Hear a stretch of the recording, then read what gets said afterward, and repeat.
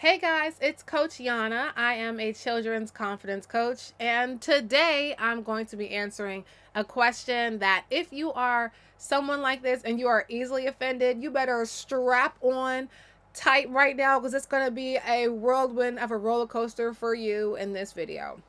If you are someone who's ready to heal and it's going to be fine. But all right, let's do it.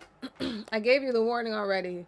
All right, so what kind of parenting causes low self esteem? Now, this is one of those questions that is so self explanatory, but people don't want to say it because it's like, oh, you're not supposed to say that. You're not supposed to judge how people raise their children. However, I don't understand why we shouldn't judge how people raise their children because if you're judging something, it doesn't like it's to help it improve. So if someone is doing something wrong, shouldn't we be able to address it and then as a community help that situation or person improve? I feel like that makes total sense, and not judging isn't really working, in the grand scheme of things. Now, hear me when I say that, because then people will be like, oh, well, judging.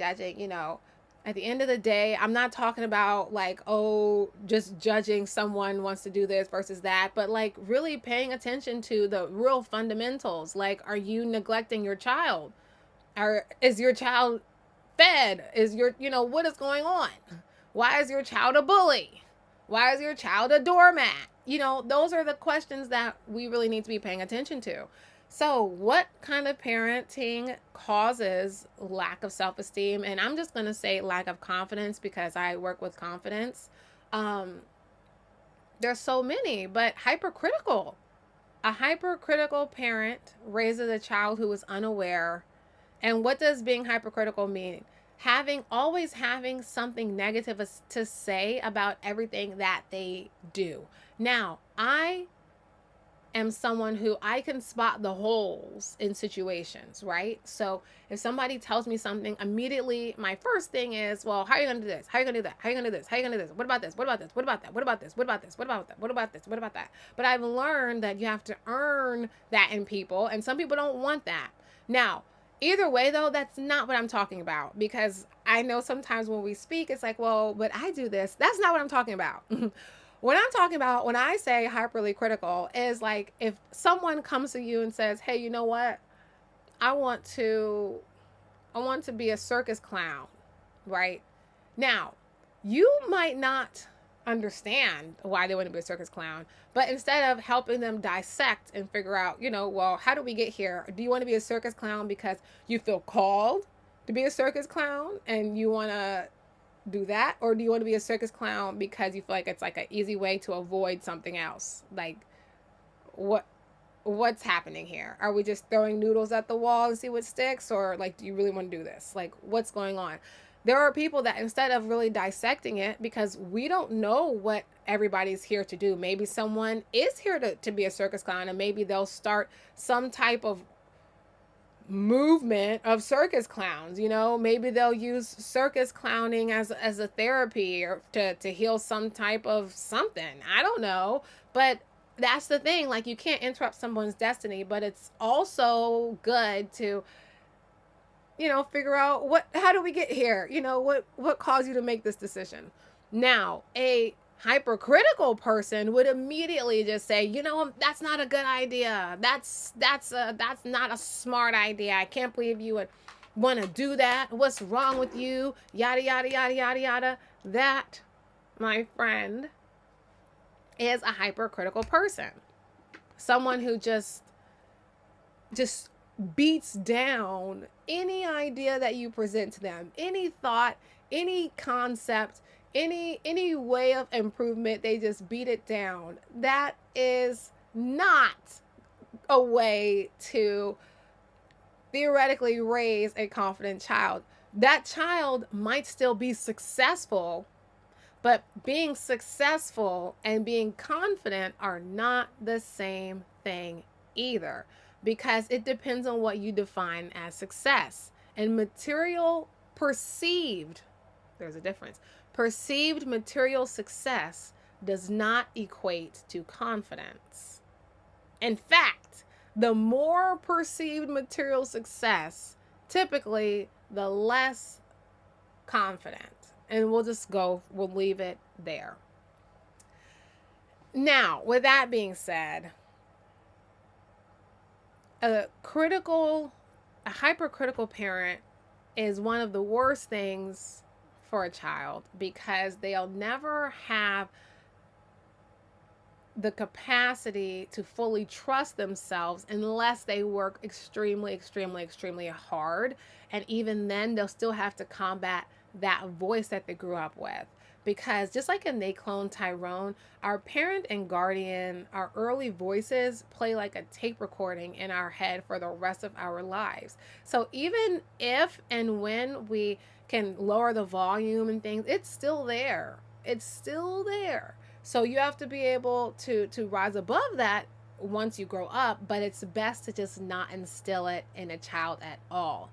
Another harmful way of parenting, especially when it comes to confidence, is always a helicopter, like never letting them make decisions, never letting them make mistakes, never holding them accountable for anything out of fear that they won't like you, not disciplining them, not doing those things either. It's not necessarily as harmful depending on if you have a balance, but it definitely is harmful. It can show up in as neglect to the physical physique. It can show up in as neglect and just in general because they just don't have a reason to do anything. There's no reason to have a critical thought because my parent is going to fix it for me. There's no reason to get anything by myself because I have everything. So what's the point? What's the point of doing anything? And then that's, that can go to a whole nother space.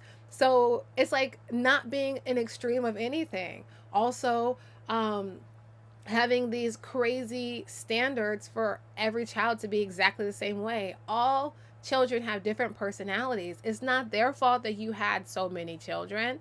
It's not your children's fault.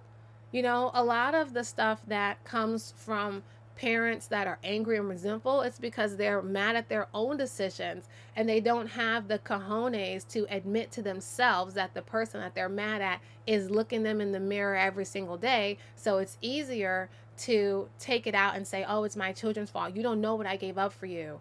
No, of course they don't know because they weren't alive. At the end of the day, the beginning of the day, and everything in between, if you created a child, it is not their responsibility to make you happy. It is not their responsibility to make you anything. Period. Now, if they do it, fine. But it's not their responsibility. You created them. Especially when they're children. It's not your son or your daughter's responsibility to make you happy. Especially when they're children. That's just a totally unfair thing, unfair and unrealistic pressure to put on a child. And then another type of parenting that causes lack of confidence is parents that abandon or neglect their children, like they don't even exist, or say something to the degree of, if I never spoke to you again, it wouldn't matter to me. Like, there are parents who do things like that. And so those type of parents who just leave, that creates a hole in the child because it's like, what the heck? And then it can turn into, well, if my father doesn't love me or if my mother doesn't love me, who would? Why? What's wrong with me? Even though there's nothing wrong with the child. Regardless of whatever the situation is, if you abandon your child, it's your decision to do that. So, there's so many nuances to this, but in general, there are, let's just call it what it is. If you have to question, is this, there's degrees to this, but in general, if it causes you to question, like, is this the thing I should be doing? Then no. And for real, if you wouldn't want it done to you, don't do it to them. And then there are these parents and guardians who will justify their behavior, their poor behavior that they know is wrong. And they'll justify it by saying, oh, well, when I was when I was younger, I went through such and such, and I'm okay. And I always be asking them, like, okay, but if you had an adult who you could trust, who you could go to, who you knew would protect you and would keep you safe, how much less trauma would you have? How much less drama would you have been in? How much less tears would you have shed? So that's important. And that's what we need to be teaching our children, period. Keeping them safe.